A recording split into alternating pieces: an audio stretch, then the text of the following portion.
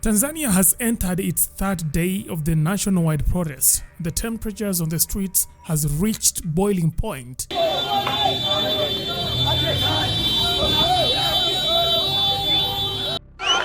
Hapa ni ofisi za Budi Shekilango. Unaona basi la Ratiko lishachomwa, linaanza kuwaka moto pale. Ofisi nazo zinaunguzwa. Jenzi Tanzania hatuelewi.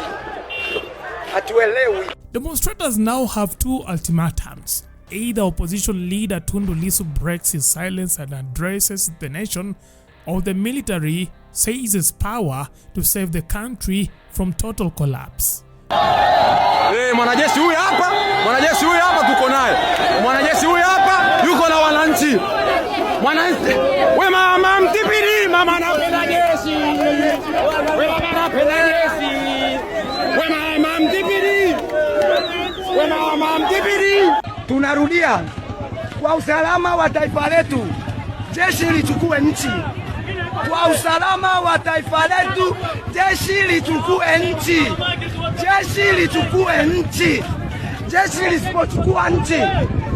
lisipochukua nchi, sisi tumechanganyikiwa. Sisi hatuelewi. Jeshi lichukue nchi. Tunajua kabisa Tundu Lissu unatetea haki zetu sisi wanyonge. Ila kwa mwaka huu usipotamka neno kuma mamako, hata wewe tunakuchomea gerezani. Bali tufiche sura, sisi sio mashoga. Uwe mlilo, uwe sijui mafrefe, uwe mafrele, uwe nani, uwe Israeli, uwe mtaro, uwe mtoa haki. Mwaka huu itajulika, hata kama ni mtu mmoja ataandamana, utajua ujui. Yani hivi tunataka hivi, usipotoa tamko Tundu Lissu ukiwa gerezani, utajua ujui. Sisi ndio watoto tuliochoka maisha. Now these aren't just desperate appeals, they are threats, and they have thrown the country into its darkest chapter since independence.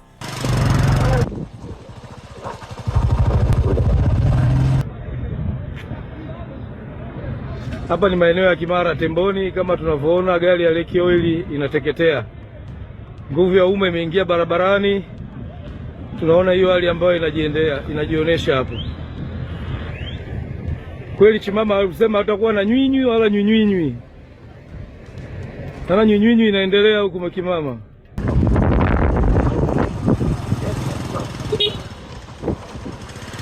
For instance, in Dar es Salaam's commercial heart Kariakoo market has been overrun, not by customers, but by chanting youths, waving placards and burning debris. Kariakoo kumeanza kuchangamka hapa. Kariakoo kumeanza kuchangamka.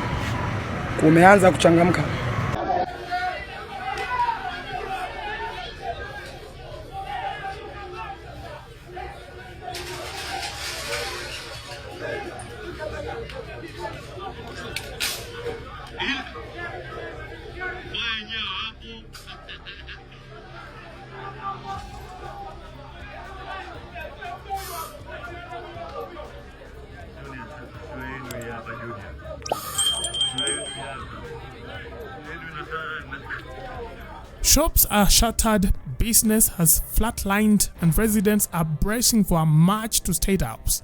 The protesters aim to force President Suluhu Hassan out of office.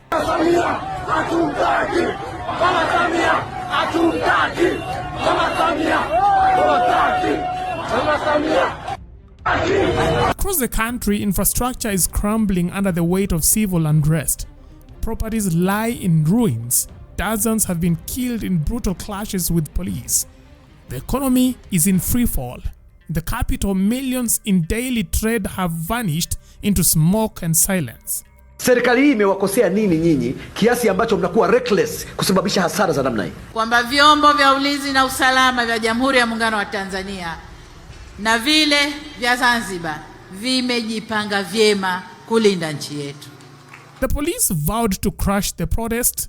Instead, they have been overwhelmed. Public sentiments have flipped hard against law enforcement. with youths accusing officers of propping up a regime they describe as an engine of economic oppression and political repression. Mnapiga mke wangu bomu anazimia kabisa na operation nne. Polisi mshatuzoea kabisa, mnaumiza watu. Mnapiga mke wangu kabisa bomu anaanguka chini na operation. Akifa mtajuana na nyie. Viral footage paints a humiliating picture. Officers stripped of authority and uniform by furious mob. One video shows a beaten officer dragged from a crowd, his uniform later worn mockingly by the very protesters he was sent to subdue.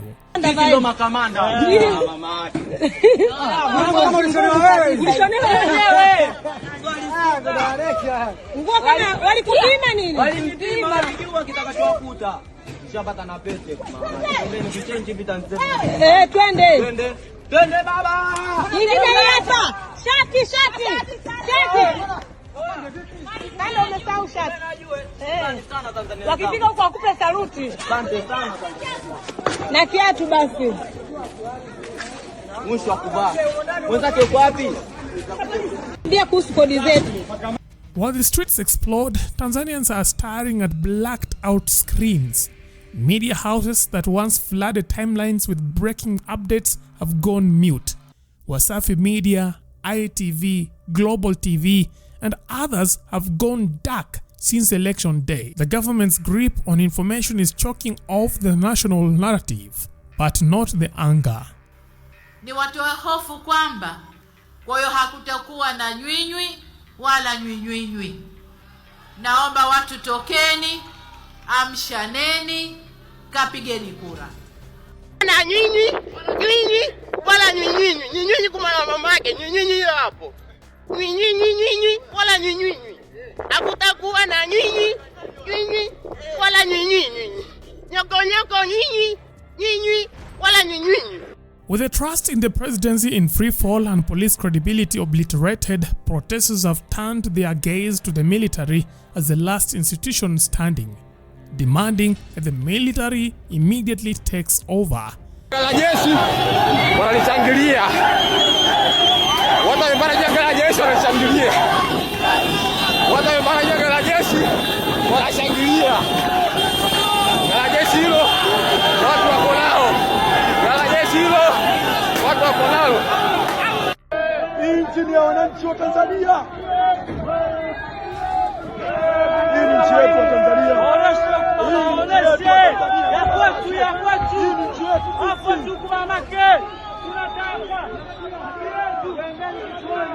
So far, the Chief of Defense Forces has played the long game. In a carefully worded statement, he condemned the unrest as lawlessness and warned that if push comes to shove, the army would act under constitutional authority to restore order. Wananchi, itakumbukwa kuwa jana tarehe 29 Oktoba 2025 nchi yetu ilikuwa na zoezi la uchaguzi mkuu. Wakati zoezi hilo likiendelea, kulitokea vitendo vya kihalifu vilivyotekelezwa na baadhi ya watu wahalifu wasiolitakia mema taifa letu katika maeneo mbalimbali ya nchi. Vitendo hivyo vilihusisha uharibifu wa miundombinu ya umma, mali za umma na za watu binafsi. Vitendo hivyo ni uhalifu usiokubalika ambao lazima ukomeshwe mara moja. Jeshi la Ulinzi la Wananchi wa Tanzania kwa kushirikiana na vyombo vingine vya usalama vimedhibiti hali hiyo na vinaendelea kuimarisha hali ya usalama nchini.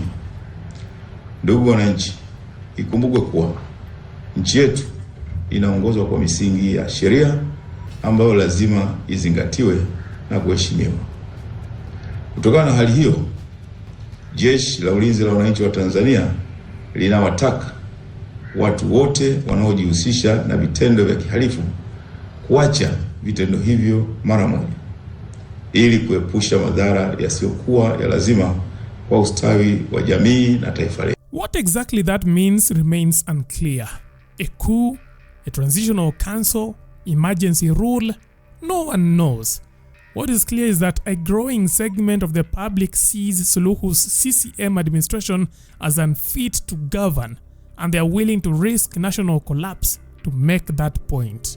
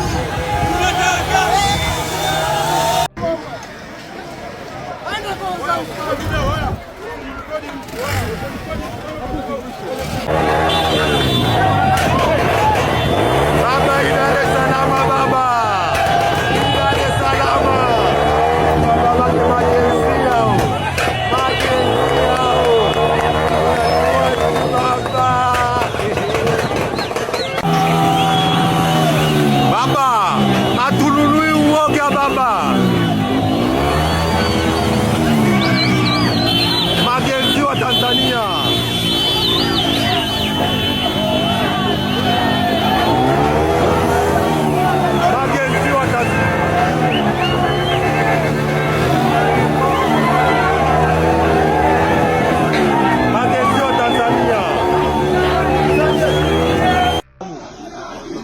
Watakimbia peke yao hawa. Hawakimbia peke yao.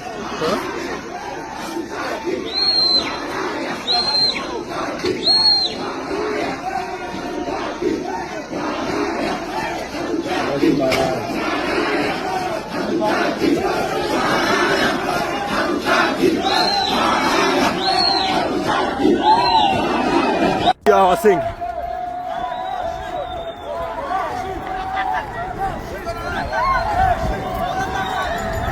Yes, see.